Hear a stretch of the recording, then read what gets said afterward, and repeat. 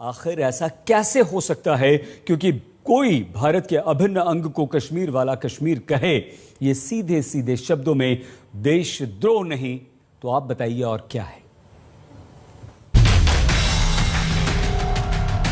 Indian occupation in Kashmir यानी भारतीय कब्जे वाला कश्मीर, ये शब्द पाकिस्तान में खूब प्रचलित है, लेकिन जेएनयू में एक वेबिनार के इनविटेशन पर इस पाकिस्तानी शब्द का इस्तेमाल बर्दाश्त करने वाली बात तो नहीं है।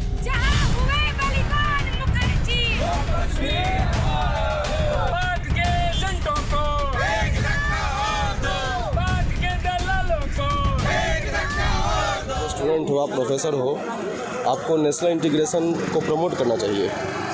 मतलब राष्ट्र एक हो, राष्ट्र एकजुट हो, उस भावना को प्रमोट करना चाहिए, लेकिन आप उसके खिलाफ कर रहे हो। आप इस देश में रहते हो, इस देश का खाते हो, स्टूडेंट हो तो हमारे कैंपस में हमारे टैक्स पेयर की मनी से पढ़ते हो, और आप कश्मीर को जो है हमसे मतलब अलग करने की बात करते हो, तो ये कुछ ऐसा चीज़ है जो हम नहीं, ये बिल्कुल हम कानूनी कार्रवाई का मांग करते हैं। और हम मांग करते हैं कि जेएनयू में जो भी सेंटर फॉर वीमेन स्टडीज़ के जितने भी प्रोफेसर्स हैं जिनके अप्रूवल द्वारा ये हुआ है, उन पर एक कमेटी बैठे, और जब तक इस कमेटी की रिपोर्ट नहीं आ जाती उस सारे सेंटर्स के उस सेंटर के सारे प्रोफेसर को सस्पेंड किया जाए।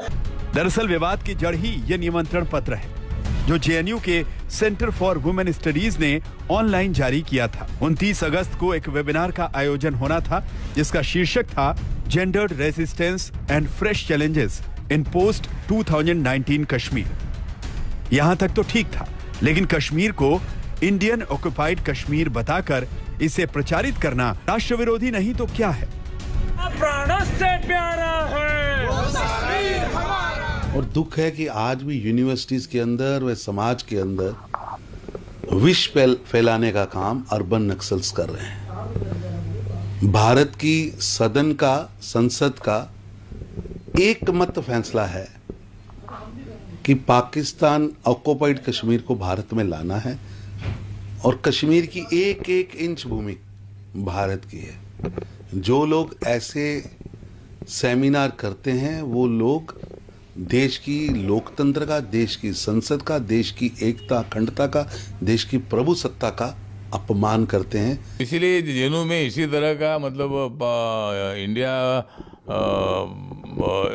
व्याप्त कश्मीर पर बोलना अच्छी बात नहीं है, और जेएनयू में इसी तरह की गलत चर्चा हमेशा होती रहती है, देश के खिलाफ साजिश होती रहती है, और वहाँ के स्टूडेंट ने मतलब इसी तरह का बर्ताव नहीं करना चाहिए।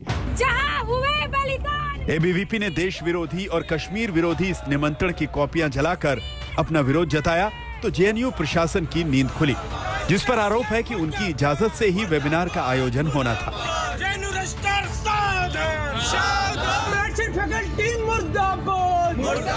विवाद होते ही जेएनयू प्रशासन ने वेबिनार रद्द किया और सफाई जारी कर दी। जेएनयू के वाइस चांसलर के जगदीश कुमार ने तुरंत एक बयान जारी किया। इस कार्यक्रम को लेकर हमारी इजाजत नहीं ली गई थी। इसमें इंडिया ऑक्युपाइड कश्मीर शब्द जो लिखा गया है वो बेहद आपत्तिजनक है। जेएनयू प्रशासन इस घटना की निंदा करता है, साथ ही पूरे मामले को लेकर जांच के आदेश दे दिए गए। लेकिन इतने भर से ये मामला खत्म नहीं हो जाता। सवाल जेएनयू प्रशासन पर भी है, जिसके नाक के नीचे इस तरह की देश विरोधी गतिविधियां चलती हैं, और ये कोई पहली बार नहीं हुआ। ये बिल्कुल गलत है। अगर किसी ने जानबूझकर किया है तो बहुत ही गलत है, और अगर ये लापरवाही से हुआ है तो भी गलत है। इसलिए कि अगर भारत के अंदर कोई सेमिनार हो रहा है, और वो भी एक बहुत ही रिप्यूटेड यूनिवर्सिटी के अंदर, उसमें भारत में यानी हमारे कश्मीर को ये कहा जाए ऑक्युपाइड कश्मीर, तो बुनियादी तौर पर गलत बात है। वेबिनार के निमंत्रण पत्र पर इंडियन ऑक्युपाइड कश्मीर शब्द लिख देना ना तो यह गलती से मिस्टेक की श्रेणी में आता है और ना ही प्रिंटिंग मिस्टेक की श्रेणी में। इतनी बड़ी मिस्टेक जानबूझकर की जा सकती है। वेबिनार भले ही रद्द किया गया हो, लेकिन इस मिस्टेक को अंजाम देने वालों को समझना जरूरी है कि कश्मीर हमारा था, हमारा है और हमारा रहेगा। कुमार कुणाल, दिल्ली, आज तक।